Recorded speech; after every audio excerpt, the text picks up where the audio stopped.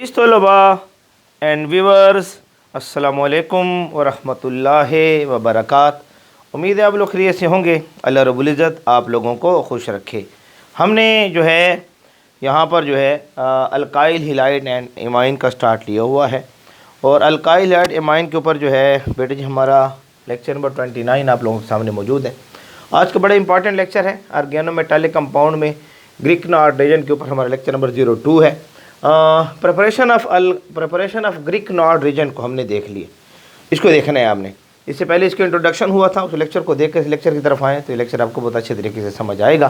तो preparation of ग्रीकनॉर्ड reason की तरफ हम चलते हैं। बड़ा इंपॉर्टेंट रिएक्शन होगा। ग्रीकनॉर्ड रीजन को हम कैसे तैयार करते हैं लेबॉरेटरी के अंदर, बड़ी आसान सा है। लेकिन इसको स्टार्ट लेते हैं। मेरा नाम है गुलाम नबी और आप देख रहे हैं हमारा प्यारा सा खूबसूरत सा चैनल केमिस्ट्री वाला।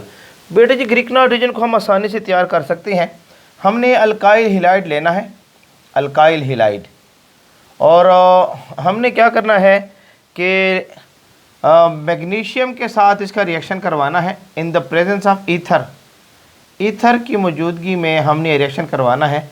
ये ईथर ड्राई होना चाहिए, ड्राई ईथर होना चाहिए, ये मॉइस्ट नहीं होना चाहिए।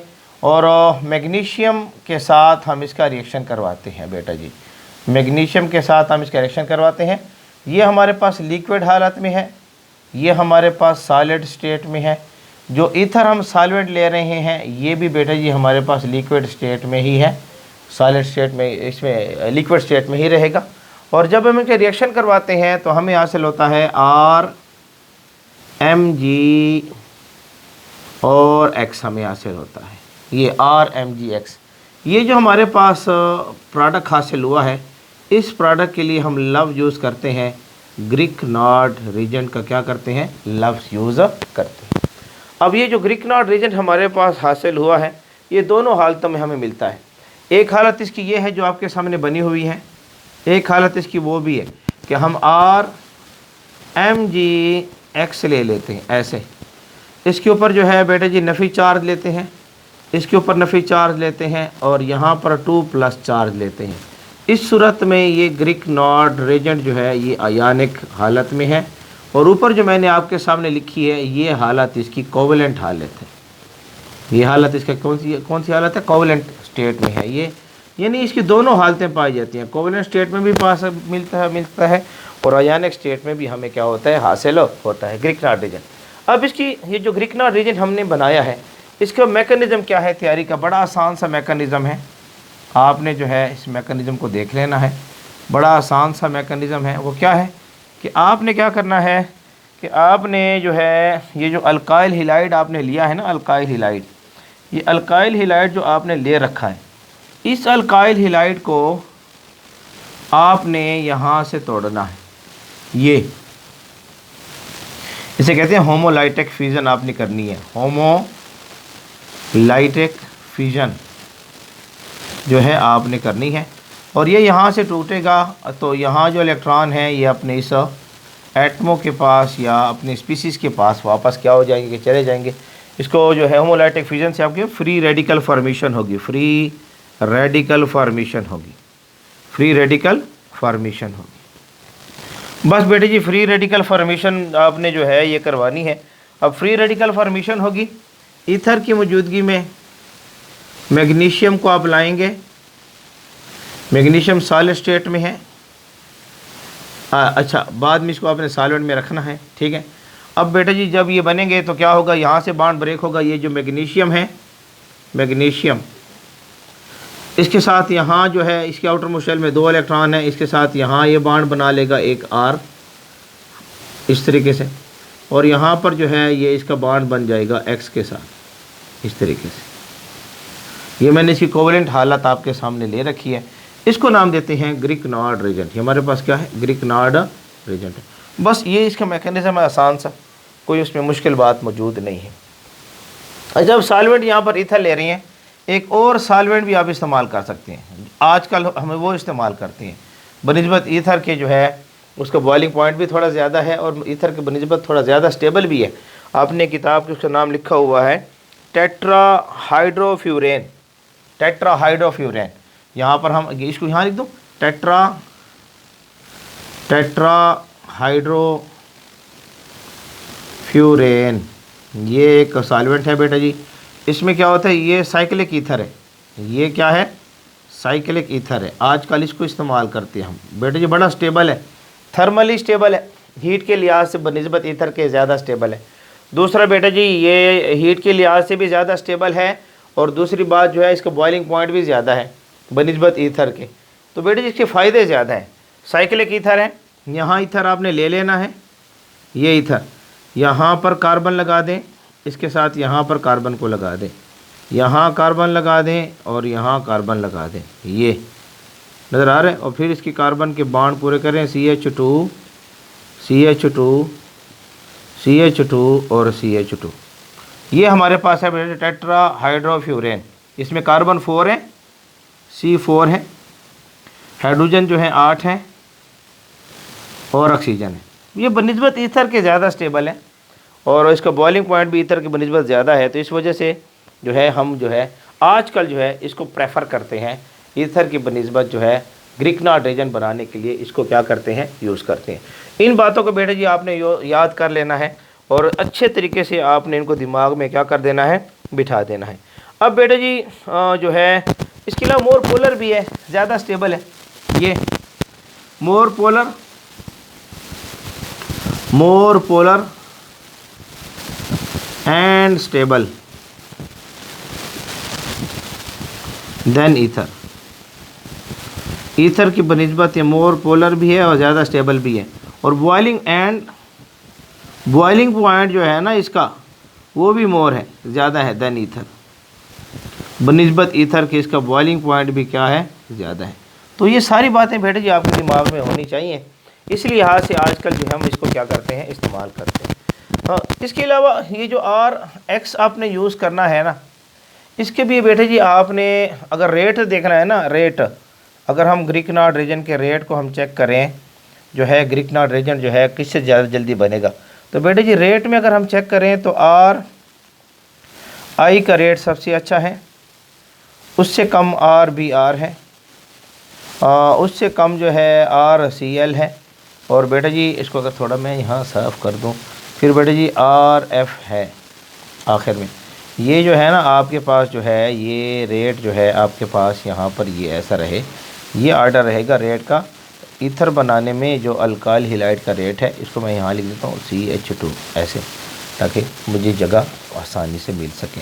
बेटे जी ये रेट के लिहाज से अल्काइल हैलाइड जो है ईथर बनाने का जो रेट है, सबसे बेहतरीन जो है ना वो हम देखते हैं RI का। क्यों, ये गुड लिविंग ग्रुप है, गुड लिविंग ग्रुप है। अच्छा, ये होमोलाइटिक फ्यूजन देखना चाहते हैं, यूट्यूब पर टाइप करें homolytic fusion hydrocarbon at the rate of chemistry वाला 120 आपको मिल जाएगा। लिविंग ग्रुप जो है इसको आप टाइप करें यूट्यूब पर, leaving group alkyl halide at the rate of chemistry वाला 120 आपको मिल जाएगा ये।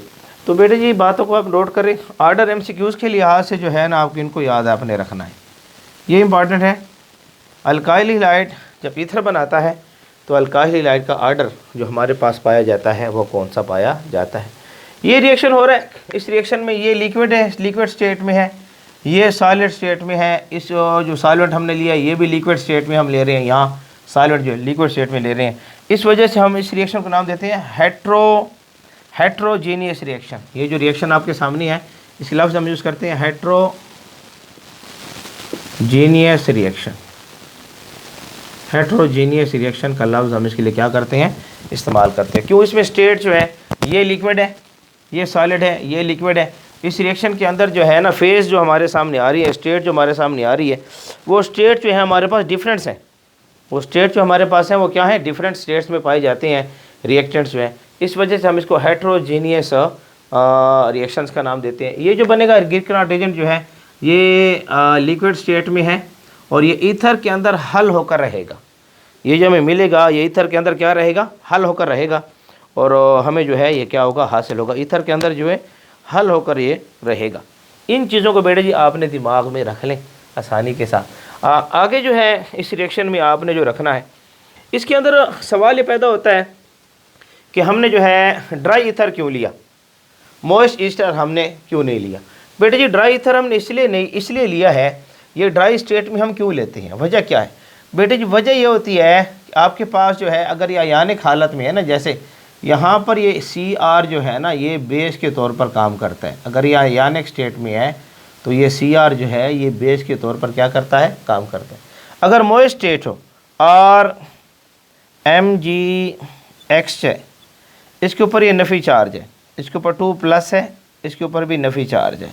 अब बेटा जी क्या होता है कि अगर आपने मॉइस्चर को इस्तेमाल किया, मॉइस्चर को यानी आपने पानी का इस्तेमाल किया, मॉइस्चर को इस्तेमाल किया, पानी में क्या होता है H और OH आयन है, ये हाइड्रोजन आयन है। तो ये हाइड्रोजन आयन जो है ना बेटा जी ये इस R के साथ रिएक्शन शुरू कर देगा। ये हाइड्रोजन आयन इस R के साथ रिएक्शन शुरू कर देगा ना, और जब इसे रिएक्शन करेगा तो ये बन जाएगा R और इसके साथ H अटैच हो गया। अब बेटा जी ये बन जाता है अल्केन। अल्केन की है, अल्केन की प्रिपरेशन, अल्केन प्रिपेयर्ड होना शुरू हो जाता है। तो हम चाहते हैं कि हम अल्केन से अल्केन को हम प्रिपेयर्ड ना कर सकें, अल्केन की प्रिपरेशन शुरू हो जाती है यहाँ पर। तो अल्केन से बचाने के लिए बेटा जी हमने ग्रिकनार्ड रेजेंट को जो है मॉइस्चर की हालत में नहीं लेना, क्योंकि ग्रिकनार्ड रेजेंट जो हमारे पास है ये वेरी रिएक्टिव है, वेरी रिएक्टिव स्पीसीज़ है, ये बहुत ज़्यादा रिएक्टिव स्पीसीज़ है। और इस वजह से जो है बेटा जी हम इसको पानी के साथ कांटेक्ट, मॉइस्चर के साथ कांटेक्ट, एयर के साथ कांटेक्ट से इसको क्या करते हैं, बचाते हैं, क्योंकि बहुत ज़्यादा रिएक्टिव स्पीसीज़ होने की वजह से ये हमारे लिए जो है मसाइल पैदा कर सकता है। इस वजह से हम बेटा जी यहाँ पर क्या करते हैं कि हम इसको जो है जब यूज़ करते हैं तो ड्राई ईथर की सूरत में इसको क्या करते हैं, इस्तेमाल करते हैं। ये बात जी बेटा जी आपके दिमाग में होनी चाहिए। और बेटा जी ड्राई ईथर है, सॉल्वेंट हमने ईथर क्यों यूज़ कर रखा है, सॉल्वेंट हमने ईथर क्यों यूज़ कर रखा है बेटा जी, सॉल्वेशन करवाता है। हमने ईथर को जो है, ईथर को ले लें या बेटा जी आजकल हम ये ले रहे हैं, आजकल इसको इस्तेमाल करते हैं टेट्राहाइड्रोफ्यूरेन। बेटा जी ईथर का इस्तेमाल क्यों करवा रहे हैं, ईथर का इस्तेमाल क्यों करवा रहे हैं, ईथर एज ए सॉल्वेंट क्यों यूज़ हो रहा है। तो बेटा जी ये हेल्प करवाता है, हेल्प कराता है सॉल्वेशन के प्रोसेस की, सॉल्वेशन ऑफ ग्रिकनार्ड रेजेंट, ग्रिकनार्ड रेजेंट की ये सॉल्वेशन करवाता है। जितनी ज़्यादा सॉल्वेशन हो गया उतना ग्रिकनार्ड रेजेंट जो है ये ज़्यादा स्टेबल होता जाएगा। जितनी ज़्यादा सॉल्वेशन होती जाएगी ना बेटा जी उतना ग्रिकनार्ड रेजेंट जो है ये हमारे पास ज़्यादा स्टेबल होगा। सॉल्वेशन से मुराद क्या है कि आपके पास जो है ये हमने ले रखा है ग्रिकनार्ड रेजेंट Mg, आपके पास जो है ग्रिकनार्ड रेजेंट Mg, और यहाँ पर जो है हमने X ले रखा है, इसको थोड़ा ऐसे कर लूँ, यहाँ पर जो है इसको मैं वेज के साथ जोड़ दूँ, वेज के साथ ये X है। यहाँ पर जो है इसके साथ बेटा जी आपने जो है इसको डैश डैश डैश से शो कर दूँ, एक फ्रंट से होगा एक बैक से होगा, एक फ्रंट से और एक बैक से, इसको मैं डैश डैश डैश से शो कर दूँ, ये R है, ठीक है। अब बेटा जी इसके पास वेकेंट ऑर्बिटाल है, मैग्नीशियम के पास वेकेंट ऑर्बिटाल है, खाली ऑर्बिटाल पाए जाते हैं मैग्नीशियम के पास, क्योंकि बेटा जी मैग्नीशियम जो है, मैग्नीशियम का एटॉमिक नंबर जो है ना आपको याद होना चाहिए 12 है, 1s2 है, 2s2 है, 2p6 है और 3s2 है।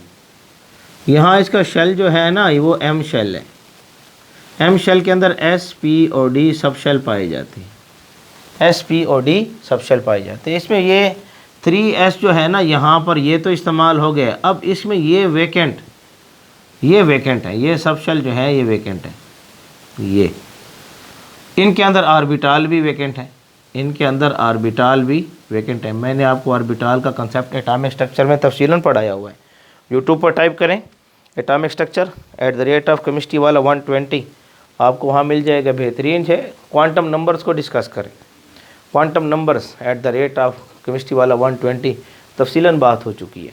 इनके लिंक्स वगैरह इंशाल्लाह मैं डिस्क्रिप्शन बॉक्स में आपको दे दूँगा, वहाँ से आप चेक कर सकते हैं। तो इसमें वेकेंट ऑर्बिटाल है। अब बेटे जी ईथर का काम क्या होता है कि आपके पास जो ईथर होता है, ईथर वो आकर इसके साथ जो है मिलता है। जैसे यहाँ पर हमने ऑक्सीजन ले रखा है और बेटा जी यहाँ पर हमने ऑक्सीजन ले रखा है ऐसे, एक मिनट, इसको हम ऐसे कर लेते हैं, थोड़ा वेकेंट ऑर्बिटल को यहाँ बना लेता हूँ। एक वेकेंट यहाँ बेटे जी ऑक्सीजन है, इसके पास लोन पेयर ऑफ इलेक्ट्रॉन है C2H5 होल ट्वाइस, ये डाईथाइल ईथर है। तो ये लोन पेयर ऑफ इलेक्ट्रॉन इसको डोनेट करेगा ये।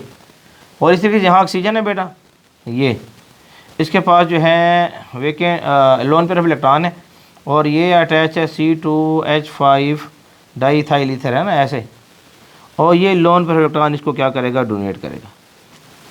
अगर आप थोड़ी शक्ल को देखें तो यहाँ पर जो शेप बन रही है ना, ये अगर आप शेप को देख रहे हैं, ये टेट्राहेड्रल शेप बन रही है, टेट्राहेड्रल ज्योमेट्री बन रही है। टेट्राहेड्रल ज्योमेट्री बेटे जी हमारे पास यहाँ पर क्या होती है, हासिल होती है। और टेट्राहेड्रल ज्योमेट्री है बेटे जी हमारे पास यहाँ पर ये हासिल होगी। तो मैंने आपको पढ़ाया है sp3 हाइब्रिडाइजेशन, यूट्यूब पर टाइप करें sp3 हाइब्रिडाइजेशन @chemistry वाला 120 आपको मिल जाएगा। तफसीलन इसके ऊपर बात मेरी हो चुकी है, बात समझ आ रही है बेटा जी। और theories of covalent bonding and shape of molecule @chemistry वाला 120 लिखिए, इसके लिंक्स मैं इंशाल्लाह आपको दे दूंगा, आपको मिल जाएंगे। तो टेट्राहेड्रल ज्योमेट्री यहाँ पर हासिल होगी। यहाँ पर बेटे इसको नाम देते हैं सॉल्वेशन। ये प्रोसेस क्या कहलाता है, ये जो प्रोसेस है इस प्रोसेस को नाम देते हैं सॉल्वेशन, ये सॉल्वेशन कहलाता है। और इससे जो है ग्रिग्नार्ड रेजेंट को मिलती है स्टेबिलिटी। ग्रिग्नार्ड रेजेंट जो है इससे क्या होता है, स्टेबल। हम इसको फिर लेबॉरेटरी के अंदर क्या करते हैं, यूज़ करते हैं। तो इसलिए हम ईथर का, ड्राई ईथर का इस्तेमाल करेंगे और ईथर इसमें सॉल्वेशन का काम देगा। ड्राई क्यों यूज़ करते हैं इसकी वजह मैं आपको समझा चुका हूँ। रिएक्टिविटी का आर्डर भी मैंने, रेट का आर्डर भी आपको बता दिया है। अल्काइल हैलाइड का रेट ये सबसे बेहतरीन रहेगा क्योंकि ये बॉन्ड आसानी से टूटता है, ये बॉन्ड आसानी से टूटता है, ये बॉन्ड आसानी से नहीं टूटता। क्लोरीन और ये जो हैं ये आसानी से नहीं टूटते, इनके बॉन्ड मजबूत बॉन्ड होते हैं, आसानी से नहीं टूटते। ये बॉन्ड आसानी से टूटता है, इसलिए अच्छा लिविंग ग्रुप है तो इसको मैंने इस्तेमाल करना है, ये ज़्यादातर इस्तेमाल होते हैं। ग्रिग्नार्ड रीजन में इन बातों को बेटा जी आपने इस्तेमाल कर लिया है। अब इनको इस्तेमाल करने के बाद इसमें जो है इसको हम फ्रेशली प्रिपेयर करते हैं। यहाँ एक लफ्ज़ लिखा नहीं है लेकिन एक लफ्ज़ लिखा जाता है C2 SITU, C2 Latin word है। C2 जो है ये लैटिन वर्ड है, लैटिन वर्ड है, ठीक है, लैटिन वर्ड है, लातीनी ज़बान का लफ्ज़ है। और इसका मतलब होता है किसी चीज़ को जो है in the same place, in the same place, इसका मानी होता है in the same place, in the same place, in the same place, इसका मतलब होता है इन द सेम प्लेस। इसका मतलब ये मकसद ये होता है कि ग्रिग्नार्ड रीजन को जब भी हम तैयार करते हैं तो फ्रेशली प्रिपेयर्ड करते हैं, इसको फ्रेशली प्रिपेयर्ड करेंगे, फ्रेशली प्रिपेयर्ड करेंगे लेबॉरेटरी के अंदर और फ़ौरन इनको यूज़ करेंगे। क्यों, बहुत ज़्यादा रिएक्टिव है, इसलिए सेटो का लफ्ज़ बाज़ किताबें लिख देती हैं इसके साथ। इसको बेटे जी आपने दिमाग में रख लेना, फ्रेशली प्रिपेयर करके फ़ौरन यूज़ करेंगे क्योंकि बहुत ज़्यादा रिएक्टिव है, हवा है, पानी उससे रिएक्शन करना शुरू कर देता है।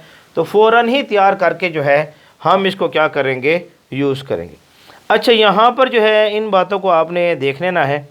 आपने जो है पानी के साथ इसका रिएक्शन, मॉइस्चर वाली बातें सारी हमने इसके कर ली हैं। अब बेटे जी आपने जो है ग्रिग्नार्ड रीजन को जो है, ग्रिग्नार्ड रीजन जो है अगर आप इसको तैयार करना चाहते हैं, इसमें आर को, आपका आर का ख्याल आपने खुसूसन रखना है। ग्रिग्नार्ड रीजन तैयार कर रहे हैं ना आप, आर है, एक्स है, और आपने जो है मैग्नीशियम के साथ इसका रिएक्शन कराकर RMg और X आपने बना लिया। इस R का आपने ख्याल रखना है, ईथर का इस्तेमाल आपने करना है यहाँ पर, ठीक है। R जो है बेटा जी ये इसका भी इस्तेमाल आपको आना चाहिए।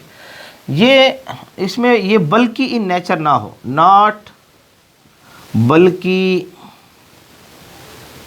इन नेचर, ये बल्कि इन नेचर ना हो, यानी ये आर जो है इसमें एक लफ्ज़ हम यूज़ करते हैं स्टेरिक हिंड्रेंस, स्टेरिक हिंड्रेंस, ये हम यूज़ करते हैं। स्टेरिक हिंड्रेंस इसमें ना, यानी अगर आपने ऐसा आर यूज़ कर रखा है, यहाँ कार्बन है, यहाँ CH3 अटैच है, यहाँ CH3 अटैच है, यहाँ CH3 अटैच है, हाँ, और यहाँ जो है X अटैच है।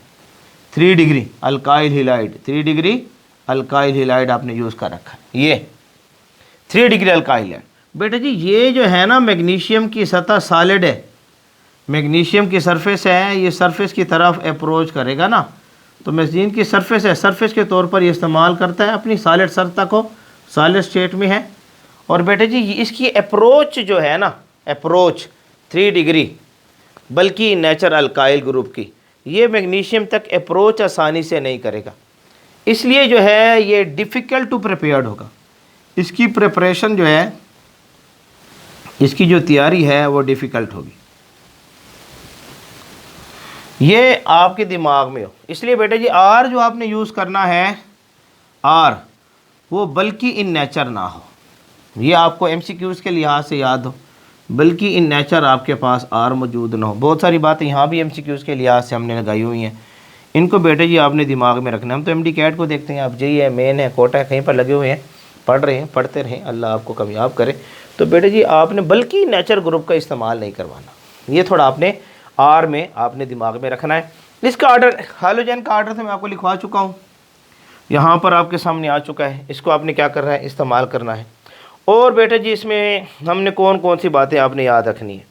ग्रिग्नार्ड रेजेंट जो है रिएक्टिविटी की, इसको नोट कर लें, मुझे जगह ज़रूरत पड़ेगी, इसको नोट कर लें, शाबाश। ये इसको साफ़ कर दूँ, ऊपर वाले को ये थोड़ा साफ़ कर दूँ, ये इसको नोट कर लें, मुझे जगह ज़रूरत पड़ेगी। जल्दी करें, नोट करें, जल्दी करें, शाबाश, जल्दी करें, नोट कर लें, शाबाश। टीपू सुल्तानो टीप लो इसको, जल्दी से, जल्दी से टीप लो इसको, ठीक है। उम्मीद है आपने नोट कर लिया होगा। अच्छा बेटा जी ये जो हमने लिया है ना, ये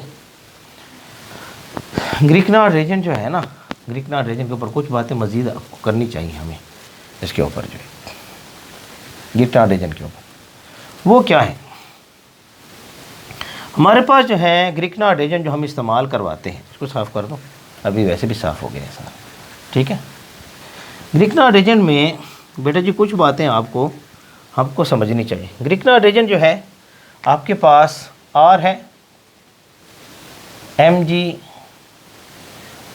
फ्लोरीन, आर है Mg क्लोरीन क्लोराइड, आर है Mg ब्रोमाइड, आर है Mg और आयोडाइड। अगर हम इनकी रिएक्टिविटी का आर्डर देखें, अगर हम इनकी रिएक्टिविटी का आर्डर देखें, अगर हम इनकी रिएक्टिविटी का आर्डर को चेक करें, इनकी रिएक्टिविटी के आर्डर को देखें, तो बेटी रिएक्टिविटी का आर्डर ये है। सबसे ज़्यादा रिएक्टिव जो है हमारे पास वो आयोडीन का है सबसे ज़्यादा। ये जो है ना, ये दो इतना ज़्यादा रिएक्टिव नहीं है। ये तो बेटे जी मिलता ही, ये तो हमें मिलता भी नहीं है, बनता भी नहीं है। ये जो है ना, ये बनता भी नहीं है, ये तो हमारा बनता नहीं है, क्योंकि यहाँ जो बॉन्ड था ना, ये बॉन्ड आर और एफ का जो बॉन्ड है ये वेरी स्ट्रांग है, वेरी स्ट्रांग है। लिहाजा ये बॉन्ड जो है ग्रिग्नार्ड रेजेंट के लिए ब्रेक नहीं होता। अगर हम इस बॉन्ड को ब्रेक करना चाहते हैं ग्रिग्नार्ड रेजेंट के लिए, तो ब्रेक नहीं होता, ये तो बनता ही नहीं है, बनने के मूड में बिल्कुल है ही नहीं। ये थोड़ा ये बन जाता है, लेकिन बेटा जी ये बॉन्ड जो है ये भी स्ट्रांग है बनिस्बत वो उस बॉन्ड के जो है ये वीक है। फ्लोरीन के लिहाज से ये बॉन्ड थोड़ा सा वीक है, लेकिन है स्ट्रांग। इसको अगर आप ब्रेक करना चाहते हैं ना, इस बॉन्ड को ब्रेक करना चाहते हैं, एक तो आपको टेम्परेचर चाहिए, हीट ज़्यादा चाहिए, दूसरा आपको कैटलिस्ट भी चाहिए, टेम्परेचर भी ज़्यादा चाहिए, कैटलिस्ट भी चाहिए। तो इस वजह से हाँ ये भी इतने आसानी से नहीं बनता। इसलिए ये दो तो देखा जाए तो ये तो मिलता ही नहीं है। और ये इसको देखा जाए तो बेटा जी ये बॉन्ड बड़ा मजबूत बॉन्ड बन जाता है, ये तो बहुत ज़्यादा मजबूत बॉन्ड होता है। इसलिए इनको देखा जाए तो ये जो है लेस रिएक्टिव है, लेस रिएक्टिव है। ये सबसे ज़्यादा मोर रिएक्टिव ये है, सबसे ज़्यादा मोर रिएक्टिव जो हमारे पास मौजूद है बेटा जी वो आयोडीन वाला है, सबसे ज़्यादा मोर रिएक्टिव आयोडीन वाला है ये। लेकिन हम लैब के अंदर तजर्बे में यूज़ इसको करते हैं, लैब के अंदर यूज्ड ये होता है। लैब्स के अंदर जब हम तजर्बा करना चाहते हैं तो यूज़ ये होता है लैब के अंदर। ये बात समझ आ रही है? ये बेटा जी मोर रिएक्टिव है, लैब में यूज़ इतना नहीं होता। Not used in a lab, labs के अंदर हम इसको इस्तेमाल नहीं करते। वजह क्या है बेटा जी? इसके जो है टॉक्सिक नेचर है, इसके अंदर बेटा जी टॉक्सिक नेचर है, बहुत ज़्यादा रिएक्टिव है। एक तो बहुत ज़्यादा रिएक्टिव है, टॉक्सिक नेचर है इसके अंदर बेटा जी। ये जो आर है, एम जी और जो आई है, बाज़ औक़ात इससे जो है आयोडीन बनना शुरू हो जाता है और ये आयोडीन जो है जाकर स्टोर्ड होता है थायराइड ग्लैंड में।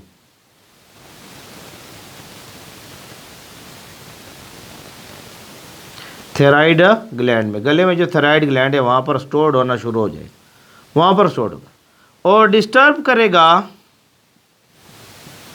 डिस्टर्ब करेगा मेटाबॉलिक प्रोसेस को। मेटाबॉलिक प्रोसेस को आप लोगों ने पता है कि थायराइड ग्लैंड जो है ये मेटाबॉलिज्म में इसका अहम फंक्शन है। इसका थायराइड ग्लैंड का जो फंक्शन है, थायरॉक्सिन पैदा करता है, हार्मोन थायरॉक्सिन, और इसका फंक्शन जो है मेटाबॉलिज्म में है। तो बेटा जी आपका जो मेटाबॉलिज्म है उसको ये डिस्टर्ब करेगा। एक दूसरा ये कार्सिनोजेनिक है, कार्सिनोजेनिक है, कैंसर पैदा करता है। बनिस्बत अगर हम देखें आर, एम जी और बी आर को, एक तो रिएक्टिव है बनिस्बत आयोडीन के, लेस रिएक्टिव है लेकिन रिएक्टिव है और इसकी रिएक्टेंट स्मूथ है। ये बहुत ज़्यादा रिएक्टिव है लेकिन बेटा जी कंट्रोल्ड इसका मुश्किल है, कंट्रोल्ड इसका मुश्किल है, डिफ़िकल्ट है कंट्रोल्ड इसका। ये रिएक्टिव है, स्मूथ है और हम इसको आसानी से कंट्रोल कर सकते हैं, ईजिली कंट्रोल्ड होता है।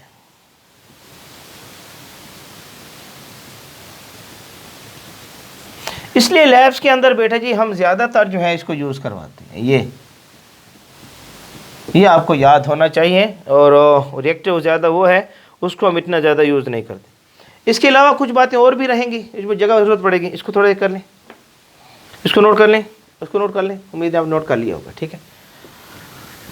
ठीक है, आपने नोट कर लिया होगा बेटा जी।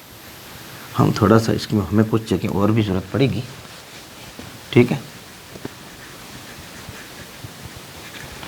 इसको आपने नोट कर लिया होगा। हमारा बोर्ड थोड़ा सा गंदा हो जाता है लेकिन आप इसको बर्दाश्त करें। अगर ये ग्रिग्नार्ड एजेंट हमारे पास मौजूद है, आर, एम जी और एक्स, ग्रिग्नार्ड एजेंट हमारे पास है, इसको हम 0 डिग्री सेंटीग्रेड से बिलो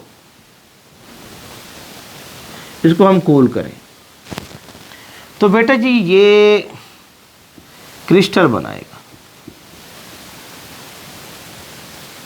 क्रिस्टल फॉर्मेशन इसमें हो।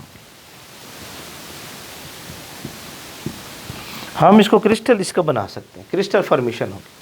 लेकिन इसका जो क्रिस्टल होता है ये भी बेटा जी बड़ा ज़्यादा रिएक्टिव होता है, वेरी रिएक्टिव है। इसका जो क्रिस्टल बनेगा वो वेरी रिएक्टिव है। आपने इस क्रिस्टल को जो है आपने इसको ऐसी ट्यूब में बंद करना है जिसमें एयर ना हो, ना जा सके, जिसमें मॉइस्चर ना जा सके। इनसे आपको इनको अवॉइड करना होगा। आपको अवॉइड करना होगा, ये चीज़ें आपको नहीं देनी। क्यों? अगर आपने जो है इसके क्रिस्टल को एयर दे दी, मॉइस्चर दे दी, तो ये बहुत ज़्यादा रिएक्टिव है, तो बड़े विद इन 24 आवर ये ख़राब होना शुरू हो जाएगा। वे विद इन 24 आवर जो है इसकी जो एबिलिटी है, इसकी जो एबिलिटी है वो डिस्टर्ब हो जाएगी, डिस्ट्रॉयड होकर, डिस्ट्रॉयड क्या है तो ख़त्म हो जाएगी। बेहतरीन है। बेहतरीन ग्रिकना रेडेंट जो है इस्तेमाल होता है लैब्स के अंदर, लैब के अंदर यूज़ होता है for preparation of large variety of organic compound. Large variety of organic compound बेटा जी इससे क्या हो सकते हैं, तैयार हो सकते हैं। इसलिए बेटा जी अगर आपने इसको क्रिस्टल की सूरत में स्टोर भी करना है, क्रिस्टल की सूरत में स्टोर भी करना है, तो आम लेबॉरेटरी का काम नहीं है इसको स्टोर कर सके, बल्कि हाई रिसर्च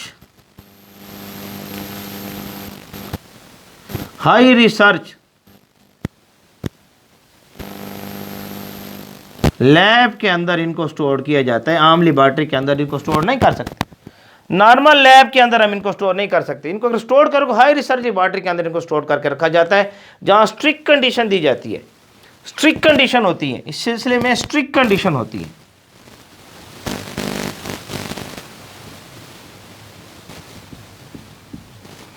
वरना इसको हम जो है नॉर्मली सेटों के अंदर तैयार करते हैं और रिएक्शन के अंदर इनको क्या करते हैं, इस्तेमाल करते रहते हैं। तो ये कुछ बातें थी जो है इसको आपने जो है अच्छे तरीके से दिमाग में बिठा देनी है। और हाई रिसर्च लैब का जिक्र भी हो चुका है। ये कुछ साइट पर उसको लेक्चर को स्क्रीनशॉट ले लें, शाबाश ले लें जल्दी से ले लें। तो उम्मीद है आपको हमारा आज का लेक्चर पसंद आया होगा। आपका हमारा प्यारा सा साथ केमिस्ट्री वाला के नाम से हमारे साथ बने रहें, जुड़े रहें। अल्लाह रब्बुल इज़्ज़त आप लोगों को खुश रखे।